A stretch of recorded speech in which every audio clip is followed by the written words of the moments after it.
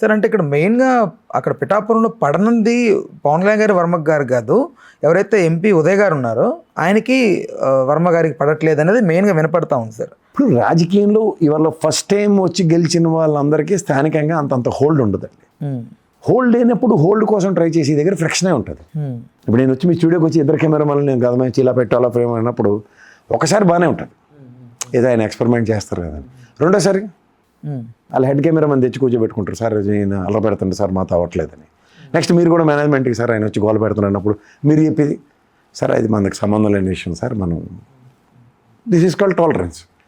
ఈ టాలరెన్స్లో ఏంటి అండర్స్టాండింగ్ బాగుంటే ఓకే సార్ పోలేండి సార్ మనకి ఎందుకు లేదు అనుకోవడం కాదు. కానీ నా అది ఈగో మెకానిజం తీసుకుని ఏంటది నేను గెస్ట్ కింద వచ్చాను ఆఫ్టర్ ఆల్ ఆ పాట వినరా అని అనవసరమైన ప్రసంగం వింటే ఇది ఫ్రిక్షన్. మీకు అర్థమవుతుందా? సో అట్లాగే ఉదయ్ గారు అనే వ్యక్తి వల్ల ఎంపీగా గెలిచి ఫస్ట్ టర్మర్. వర్మ గారు ఆ నియోజకవర్గంలో ఆయన టెరిటరీలో is been there from 2 decades.